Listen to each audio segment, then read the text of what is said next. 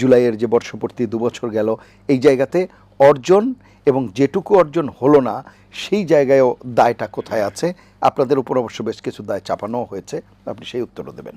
জুলাই আগস্টে আমাদের একটা আকাঙ্ক্ষার পরিসমাপ্তি ঘটেছে, যে আকাঙ্ক্ষা বিগত 17 বছর ধরে মানুষের মাঝে ক্ষোভের সঞ্চার করেছিল, যে মানুষ গণতান্ত্রিক পরিবেশ চাই, ভোটের অধিকার ফিরে পেতে চাই, কথা বলার স্বাধীনতা চাই, বাক স্বাধীনতা চাই।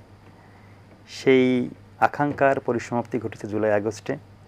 আমরা মনে করি জুলাইয়ের সবথেকে বড় অর্জন হচ্ছে যে মানুষের কথা বলার যে অধিকার, গণতন্ত্রের পথে বাংলাদেশ ফিরে এসেছে, সেটাই সবথেকে বড় অর্জন।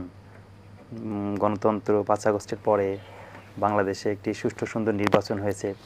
সেই নির্বাচনে বিএনপি ক্ষমতা এসেছে, তারেক রহমানের নেতৃত্বে বাংলাদেশ গণতন্ত্রের পথে এগিয়ে যাচ্ছে। এটি সবথেকে বড় অর্জন। বাংলাদেশ গণতন্ত্রের পথে যাত্রা শুরু করেছে, যেটা দীর্ঘদিনের আকাঙ্ক্ষা ছিল। আর বিভাজনটাই আমি মনে করি এই জুলাই আগস্টে 2 বছর পরে এসে যে ঐক্যমতে আমরা ছিলাম, যে ঐক্যমতের প্রেক্ষিতেই জুলাই আগস্টের সমস্ত শক্তি একটি প্ল্যাটফর্মে এসেছিল,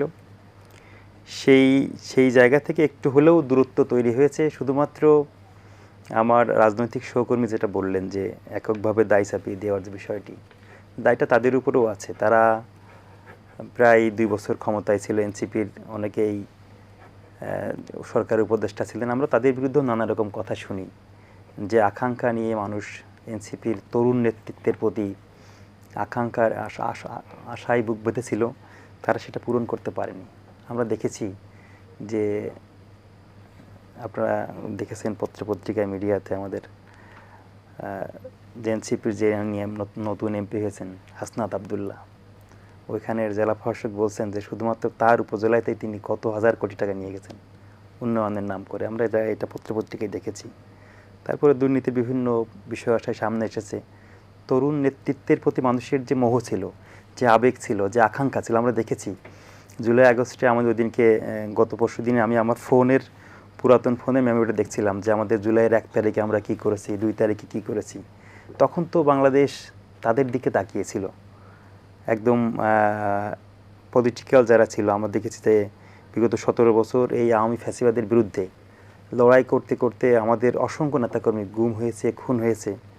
আমরা চেয়েছি যে একটা নতুন ভিন্ন আঙ্গিকে আমরা পিছন থেকে সমস্ত শক্তি দিয়ে, বিএনপি নির্দেশনা ছিল এমন যে ঢাকা বিশ্ববিদ্যালয় ক্যাম্পাসে আমরাও দীর্ঘদিন ধরে লড়াই করছি ফ্যাসিজমের বিরুদ্ধে, ছাত্রলীগের বিরুদ্ধে, আওয়ামী লীগের বিরুদ্ধে। অসংখ্যবার রক্তাক্ত হয়েছে, আমাদের অসংখ্য সৌদ্দা জেলখানায় মারা গেছে, নাসিরুদ্দিন আহমদ পিন্টু ভাই জেলখানায় মারা গেছে, ইলিয়াস আলী গুম করে কোথায় নিয়ে কেউ জানি না। এখন যিনি স্বরাষ্ট্রমন্ত্রী তাকে ইন্ডিয়াতে ফেলে দেওয়া হয়েছে। এরকম অসংখ্য ঘটনা ঘটেছে।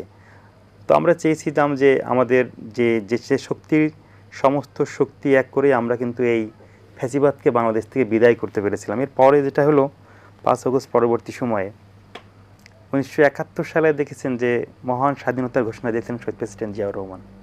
রণাঙ্গনে বীর মুক্তিযোদ্ধা ছিলেন, তার সমস্ত অবদানকে একটি পক্ষ অস্বীকার করা শুরু করলো এবং তার নামে বিষাদগার করা শুরু করলো, রাজনৈতিক মিথ্যাচার করা শুরু করলো।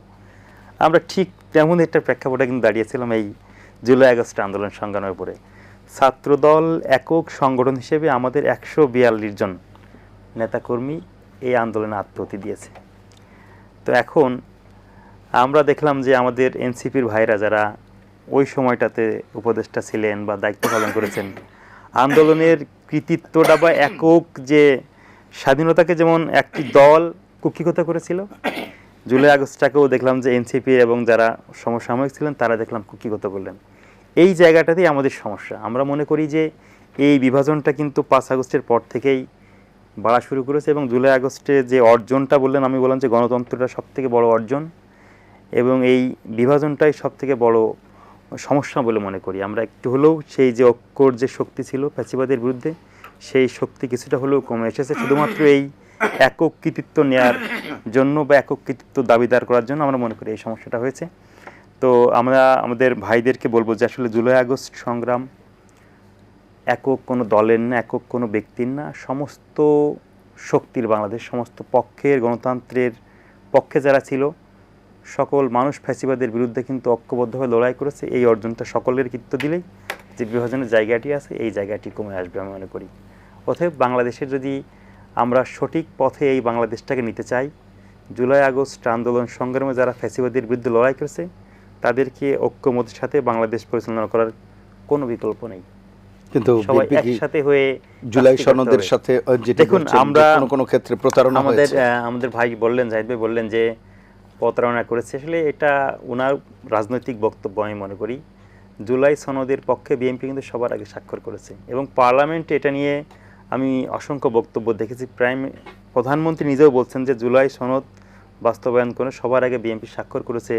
সেখানে আমাদের যে কমিশন গঠন হয়েছিল আমাদের, সেখানে কিন্তু সালাউদ্দিন আহমেদ ছিলেন, তিনিও তার বক্তব্য স্পষ্ট করেছেন। আমাদের আইনমন্ত্রীর ব্যাখ্যা আমি দেখেছি। তো আমরা সবই দেখেছি যে চোখের সামনে। এটা রাজনৈতিক বিরোধিতা করার জন্য আমি মনে করি এইগুলো বিরোধিতা। বিএনপি কখনোই গুম কমিশনের বিপক্ষে না। গুম কমিশন যাতে সুন্দরভাবে পরিচালিত হয় সেভাবেই কিন্তু বিএনপি কাজ করে যাচ্ছে। আপনারা জানেন যে এখন এটা নিয়ে সবচেয়ে বেশি যিনি কাজ করছেন সালাউদ্দিন আহমেদ, আইনমন্ত্রী, আর তিনি নিজেও গুম ছিলেন। তিনি কেন গুম কমিশন নিয়ে এরকম করবেন? ওনাদের জানার ভুল আছে আমি মনে করি। আরও ভালো করে জানতে হবে বিএনপি কী করতে চাচ্ছে। এই যে বিএনপি ক্ষমতায় আছে প্রায় অনেকদিন হয়ে গেল, একটা কি গুমের দেখাইতে পারবেন? একটা গুম তো হয়নি। মানবাধিকার কর্মী আসাদ ভাই নিজে মানবাধিকার কর্মী ছিলেন, এখন যিনি আইনমন্ত্রী, ওনার সাথে ব্যক্তিগত কথা আমি জেনেছি যে এই গুম কমিশন, মানবাধিকার কমিশন উনি এমনভাবে ঢেলে সাজাতে চান যাতে এটা নিয়ে পরবর্তীতে আর কেউ কথা বলার সুযোগ না থাকে। কিন্তু আমরা শুধুমাত্র রাজনৈতিক বিরোধিতা করার জন্যই এইগুলো করছি। জুলাই সনদ নিয়ে সংসদে দেখলাম কিছুদিন খুবই আলোচনা হলো। এটা তো আমরা মনে করি জুলাই সনদের পক্ষে বিএনপি সবসময়, এবং তারেক রহমান নিজে বলেছেন যে জুলাই সনদের প্রত্যেকটি ধারা এবং উপধারা আমরা বাস্তবায়ন করে বাংলাদেশের মানুষকে দেখাবো। তো আমরা মনে করি যে এইগুলো শুধুমাত্র রাজনৈতিক বক্তব্য।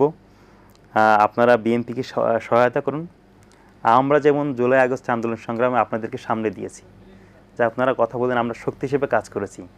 এখন আপনারাও একটা অবস্থান, আপনাদের অবদান আছে, আমরা স্বীকার করছি। বাংলাদেশের মানুষ তো 213টি আসনে বিএনপিকে ভোট দিয়ে, এটা তো আর শেখ হাসিনার মতো কার্যকরী নির্বাচন না। আপনারা নির্বাচনী মাঠে ছিলেন, নির্বাচন করেছেন, আমাদেরকে মানুষ বৈধ ক্ষমতা দিয়েছে, স্বাধীন মতামত প্রকাশ করেন, যেন সংখ্যাগরিষ্ঠতা অর্জন করেছে আমরা বিএনপি।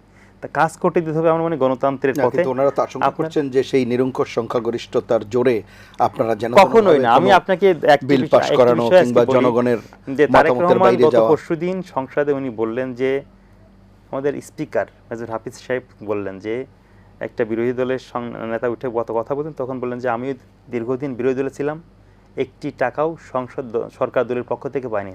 তারেক রহমান নিজে প্রত্যেকটি স্বতন্ত্র আসনের প্রার্থীদের জন্য 20 কোটি টাকা করে বরাদ্দ দিয়েছেন বিরোধী দলের নেতাকর্মীদের জন্য। না না, গণতন্ত্রের কথা বলছি, আমি বাজেটের কথা বলছি, উন্নয়নের কথা বলছি। আপনি যেটা নিয়ে আশঙ্কা করছেন, বিরোধী দলের নেতা ডক্টর শফিক উনি বলেছেন জামাতে আমির যে আমার আসনের যে উন্নয়নের বিষয়টি সেটি আমি প্রধানমন্ত্রীর উপর ছেড়ে দিলাম। আজকে আপনি দেখবেন যে মিডিয়াতে আমাদের উত্তরে যিনি প্রশাসক শফিকুল ইসলাম এবং স্থানীয় সরকার আমাদের মীর সাহেব, দুইজন কিন্তু ডক্টর শফিক সাথে করে কিন্তু তার উন্নয়নে নিয়ে তার এলাকায় কাজ করার জন্য গিয়েছেন। আপনি বিগত সময়ে দেখেছেন যে গণতন্ত্রের এই সুন্দর চর্চা, তারেক রহমানের নেতৃত্বে বাংলাদেশে এগিয়ে যাচ্ছে। আপনারা তাকে সাহায্য করুন।